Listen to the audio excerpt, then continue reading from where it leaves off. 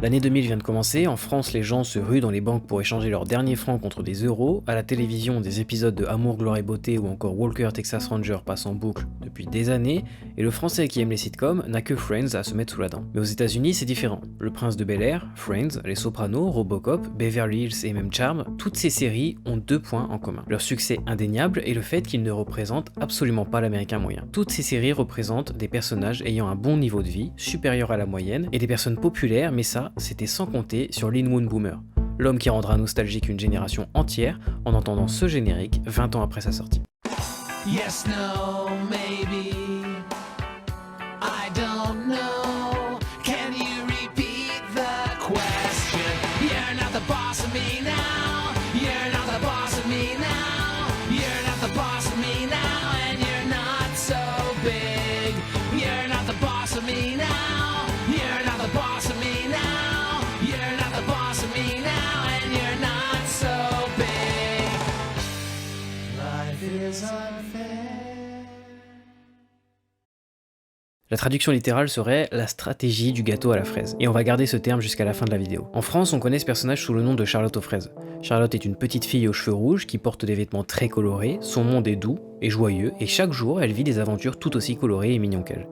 C'est enfantin, c'est naïf, son monde est fait de sucreries, et c'est tout ce que vous avez besoin de savoir sur elle, en tout cas si vous avez 5 ans. Pour les plus grands, Charlotte aux fraises, c'est surtout un personnage féminin, ayant uniquement des besoins de désir collectif, donc rien en rapport avec quelque chose qui ne s'achète pas. En d'autres termes, ce personnage n'a aucune sexualité, religion, pas de classe sociale, ni même de véritable origine ethnique. En bref, elle est faite pour plaire partout et par tous. Charlotte est là pour vous montrer que la seule chose dont vous avez besoin dans votre vie, c'est d'acheter. Le dessin animé passe à la télé le samedi matin, les épisodes durent 10 minutes, entrecoupés de 5 minutes de publicité pendant 3 heures, et une publicité sur 2 sont là pour vous faire acheter des produits dérivés de la franchise. Charlotte elle-même, avec ses cheveux qui sentent la fraise, ses amis qui eux aussi sentent la fraise, un gâteau d'anniversaire, des chaussures, une lunchbox, un cartable, un t-shirt, des cartes-vœux, et même des sous-vêtements.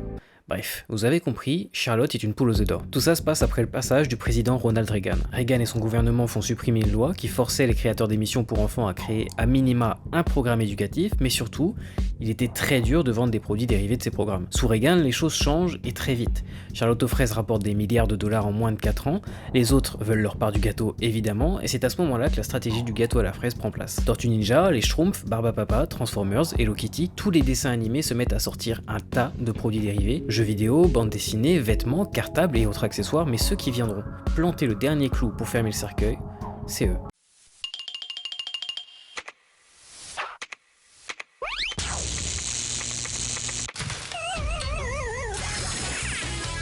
Le 22 mars 1997, Disney Channel ouvre leurs portes et le monde entier en entendra parler. C'est simple, lorsque vous étiez enfant dans les années 2000, vous aviez deux possibilités.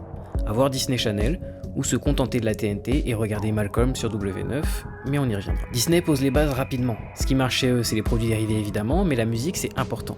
Hannah Montana, Camp Rock, High School Musical, Shake It Up, Zack et Cody, si ces séries vendent des hits à ne plus savoir quoi en faire, ils sont aussi les premiers sur tous les produits dérivés.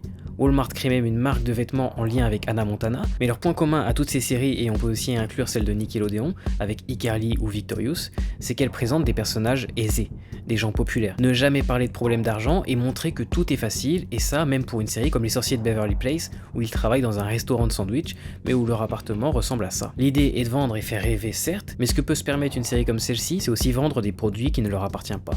Car il sera toujours plus facile de faire sponsoriser un nouveau SUV dans une série riche en couleurs, où tout va bien et où tout se résout avec de la magie ou une célébrité qui fait une apparition pendant 10 secondes, que faire une pub de réfrigérateur dans Malcolm. Ces marques ne sont pas seulement là pour vendre des produits, mais pour vendre une identité de marque. Quand vous achetez la dernière paire de Nike, vous ne l'achetez pas uniquement parce qu'elle vous plaît, mais parce que c'est la mode. Coca-Cola, Pokémon, Barbie, ces marques misent tous sur l'identité que s'offre l'enfant en demandant à ses parents de l'acheter. Naomi Klein l'illustre parfaitement dans son livre No Logo. Le message est simple dans ses publicités, tout est possible si on achète les bons produits et si on appartient à la bonne catégorie sociale. Les sorciers de Waverly Place l'ont bien compris. Gérants d'une boutique de sandwich dans une famille modeste, mais ils ont un appartement luxueux au cœur de New York que même une famille aisée ne pourrait pas s'offrir. Et dans les années 90, la seule série qui existe où seront présentés des personnages pauvres ou modestes, c'est les Simpsons. Pourtant, 40% de l'Amérique représente la classe moyenne. Et quand Boomer souhaite vendre sa série aux chaînes télé, il enchaîne les refus, car la série fait trop réel, trop terre à terre. Mais la Fox finit par dire oui. et Malcolm sera diffusé juste après les Simpsons au pic d'audience de la chaîne. Et malgré les très bonnes critiques du show, le public est très sévère sur l'utilisation d'une seule caméra. Je vous explique. Quand vous regardez Friends, le décor ne bouge quasiment jamais, même si le point de vue, si. Cette série est tournée avec plusieurs caméras pour rendre les scènes plus dynamiques. Ces scènes sont tournées en studio avec un public et c'est d'ailleurs de là dont viennent les rires que vous entendez. Malcolm est filmé comme un film, il n'y a qu'une seule caméra, la caméra bouge ou alors une transition permet de passer d'un point à un autre. Et il n'y a aucun rire, ce qui permet d'avoir des scènes beaucoup plus réalistes et impactantes, comme cette scène avec Hal qui réalise son rêve de faire une peinture. Le personnage est clairement en train de devenir fou, il perd la raison et la notion du temps, et il finit par s'exprimer librement sur ses sentiments. Hal, il est plus de minuit, tu devrais venir te coucher. Non! Comment veux-tu que je me couche? Ça ne ressemble à rien de ce que je voulais. Chérie, tu es en train de réaliser ton rêve, tu devrais y prendre du plaisir. Mais tu ne sais pas de quoi tu me parles. Du plaisir, quel plaisir? Un gag finira par arriver, mais là on n'a pas envie de rire, car Hal raconte en fait la vie de beaucoup d'autres hommes adultes à travers le globe. Celui d'avoir un travail qui ne nous plaît pas, une vie qui ne nous plaît pas, dans un endroit qui ne nous plaît pas non plus, avec des enfants qui ne sont pas reconnaissants. Hal est en crise de la quarantaine, et si vous rajoutez des rires à cette scène, vous y perdez tout son réalisme. Ce truc me rend complètement cinglé.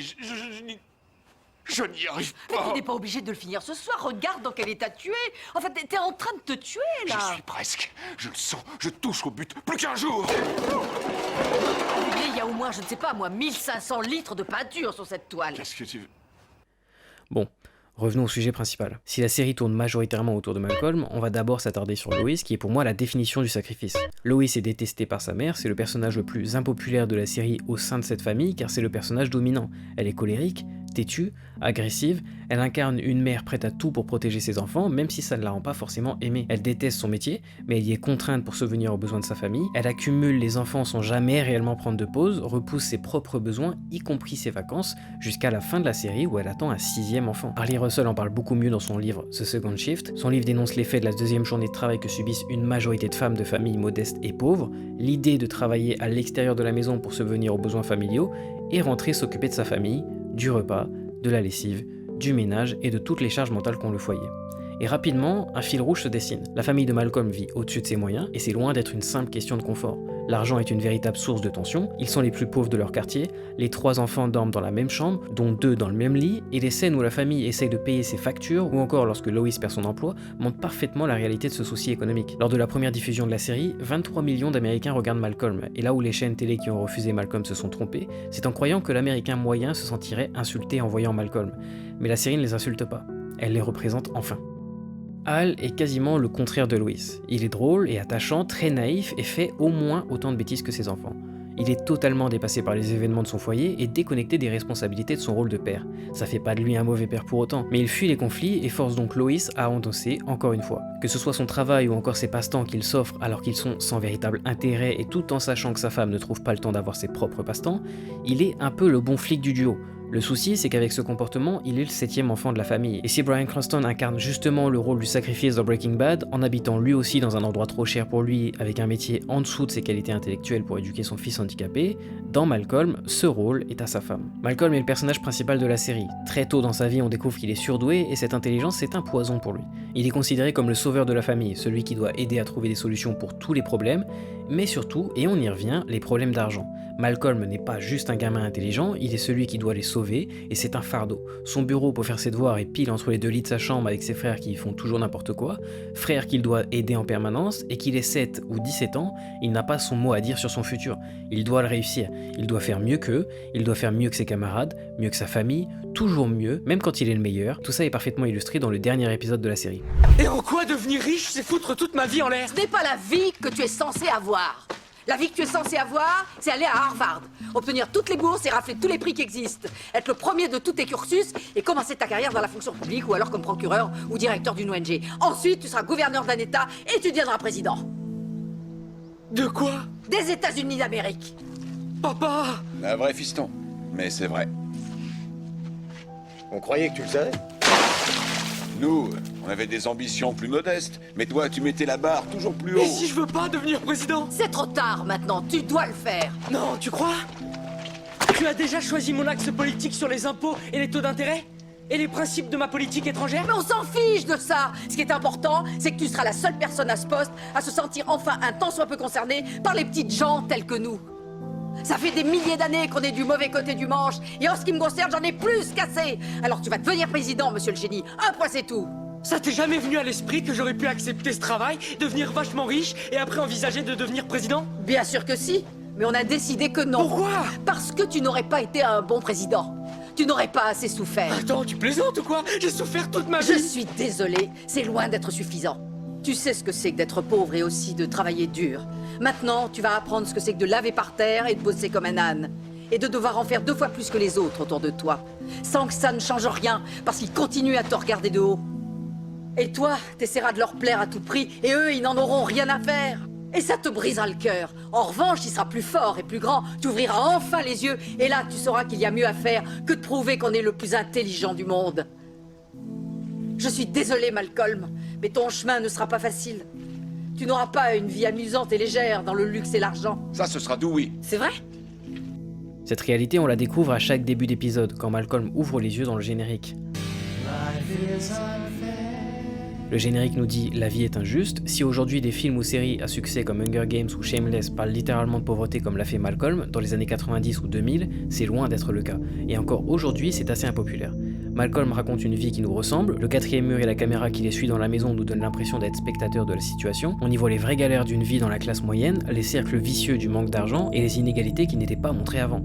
Si aujourd'hui on se rappelle de cette série, c'est pas uniquement parce qu'elle est précurseur d'un genre, que de grandes séries ont d'ailleurs repris comme The Office, ni parce que Aaron Paul a failli jouer le rôle de Francis, mais parce que 20 ans après, la série représente toujours aussi bien le vrai peuple, avec des blagues encore superbes aujourd'hui et une réalité qui a la vie dure. Malcolm fait partie de ces séries ayant eu leur adaptation dans d'autres pays, comme Breaking Bad, peut-être que l'influence Bryan Cranston y est pour quelque chose, et fin 2024, Disney+ ont commandé 4 nouveaux épisodes de la série, qui se passeront 20 ans après le dernier épisode. D'après les prédictions du dernier épisode, Malcolm devrait donc être président. Mais est-ce que la famille gardera son authenticité d'époque, sachant que Disney, dont je parlais plus tôt pour Disney Channel, préfère plutôt représenter l'argent qui appelle l'argent?